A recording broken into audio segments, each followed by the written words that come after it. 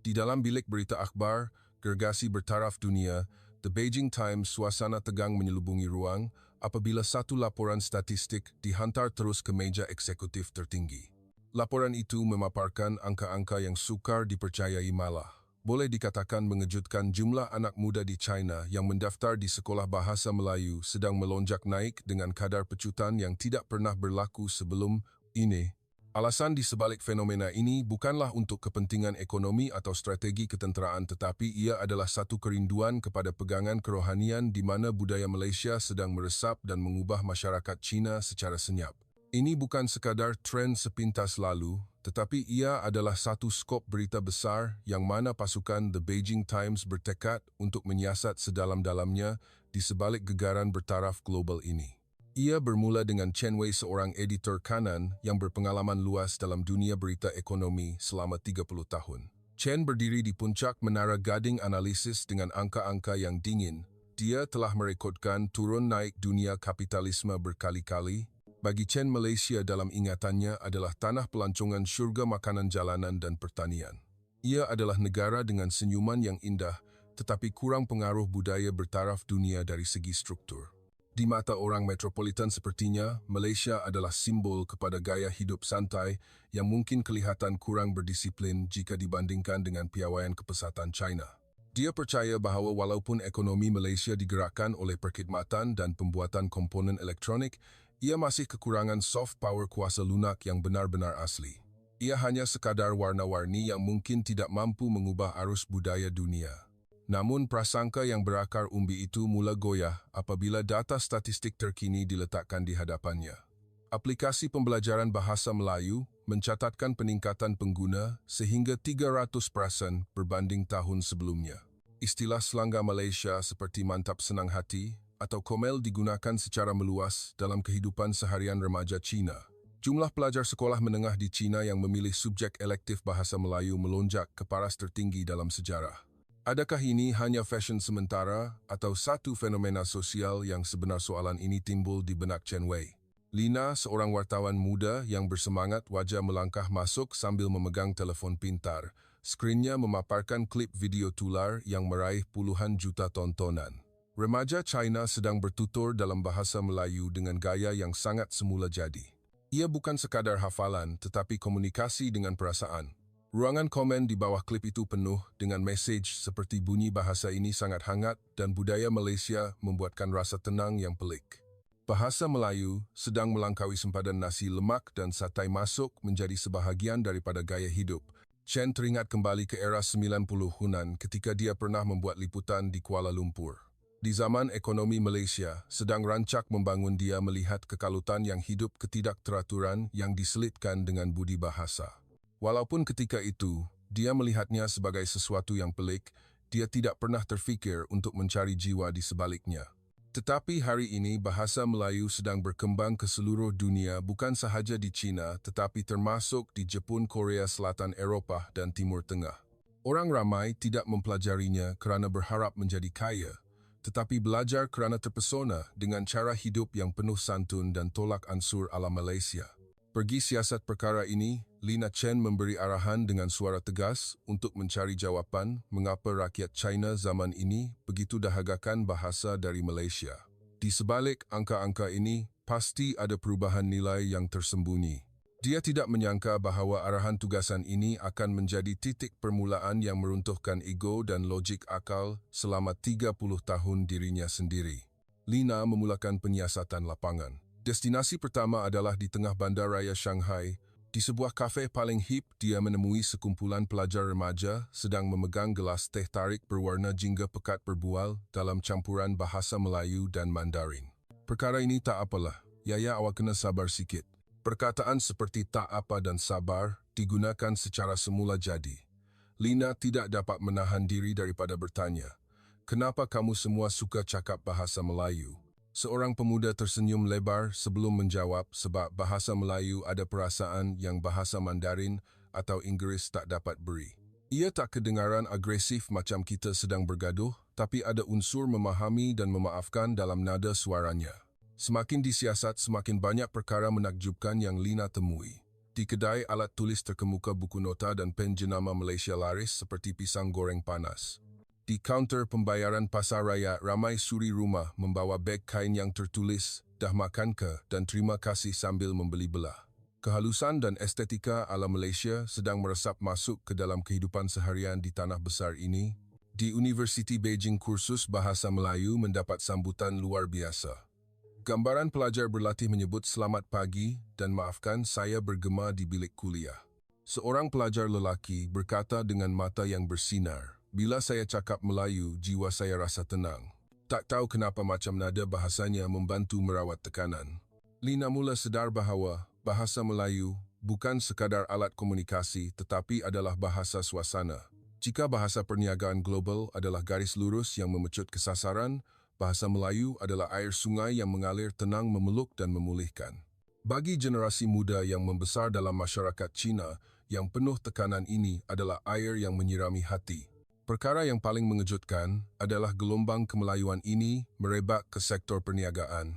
Syarikat Harmony Gear, sebuah kilang pembuatan komponen mesin kecil di sebuah bandar industri, memutuskan untuk menerapkan falsafah pengurusan ala Malaysia. Di dinding kilang terdapat papan tanda besar bertulis "Muhibbah" dan "Bersatu Hati". Wang pemilik kilang tersebut mengaku, "Anak saudara saya beritahu bahawa kilang di Malaysia suasananya macam keluarga. Saya cuba kaji bukan sekadar soal kecekapan, tapi kebanggaan dalam pasukan dan menjaga satu sama lain macam adik-beradik. Bila saya guna konsep hidup macam adik-beradik, hasil pengeluaran naik 30% dalam 3 tahun. Pekerja senyum dan kadar berhenti kerja menurun dengan drastik." Apabila Lina menghantar laporan kembali ke pejabat, Chen Wei terdiam. China sedang belajar dari Malaysia. Negara kuasa besar yang memuja kecekapan sedang beralih arah belajar dari negara yang pernah dipandang sebagai hanya tahu bersantai.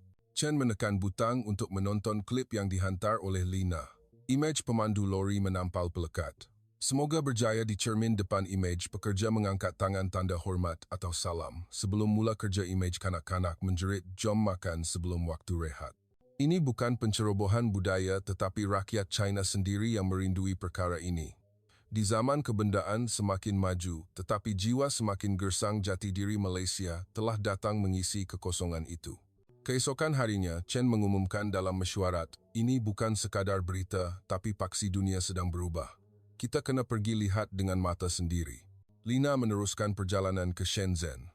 Di sana dia bertemu dengan Zhang, seorang pemandu lori berbadan besar yang pernah menutup pintu hatinya selepas kehilangan anak lelaki berusia 21 tahun akibat kemalangan. Hidupnya berubah apabila menonton sebuah drama kekeluargaan Malaysia Telemovie. "Saya bukan sedang hantar barang, tapi saya sedang sampaikan kenangan seseorang," kata Zhang dengan air mata bergenang. Dia mula belajar bahasa Melayu dan menampal pelekat terima kasih dan sujud syukur di papan pemuka lori. "Setiap kali saya belajar perkataan Melayu, baru saya rasa macam bercakap dengan anak saya. Bahasa Melayu ajar saya erti reda dan faham tentang kehidupan." Seterusnya, di Lujiazui, daerah kewangan Shanghai, Lina bertemu dengan Zhao, seorang naib presiden syarikat kewangan yang dahulunya memuja angka keuntungan maksimum. Tetapi selepas anak perempuannya meminati drama bersiri Malaysia dan mula menegur orang di rumah dengan "Dah makan ke?" dan "Penat," tak suasana di rumah pun berubah. "Anak saya kenal erti terima kasih, kenal simpati pada orang lain. Ia mungkin nampak kecil tapi bagi saya ia sangat besar," kata Zhao. Dia mengubah strategi pelaburan beralih kepada syarikat yang berpegang pada kepercayaan jangka panjang berbanding spekulasi jangka pendek.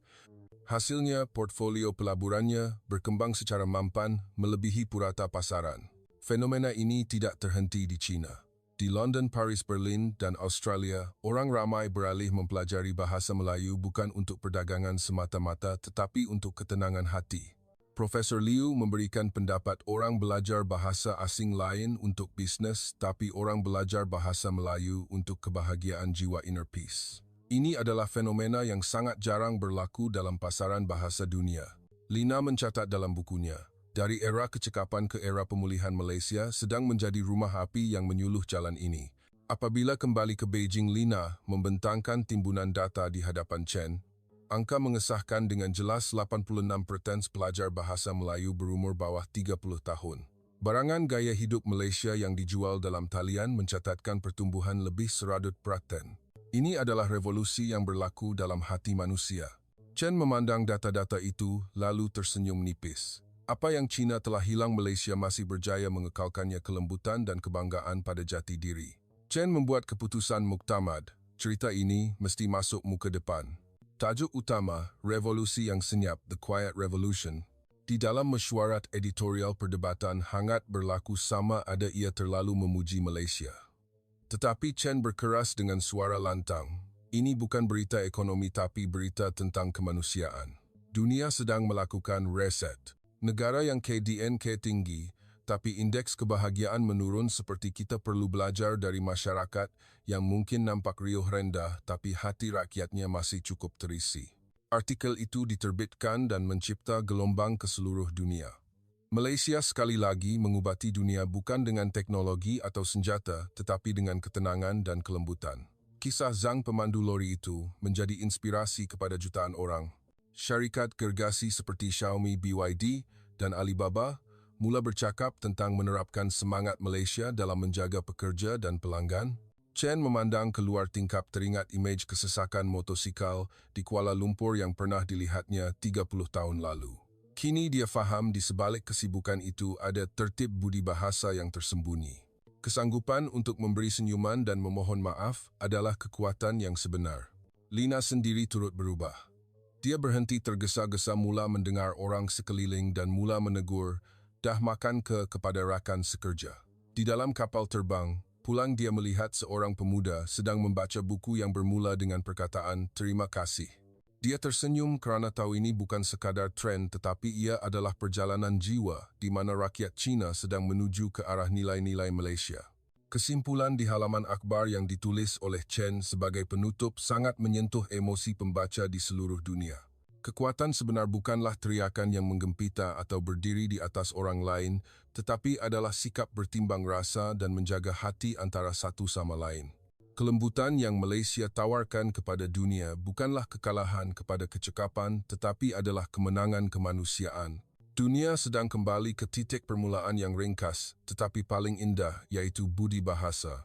Jika kisah ini menyentuh hati anda, sila kongsikan perasaan anda dan jangan lupa tekan butang ikut follow sebagai tanda sokongan untuk penyampaian cerita-cerita baik seterusnya.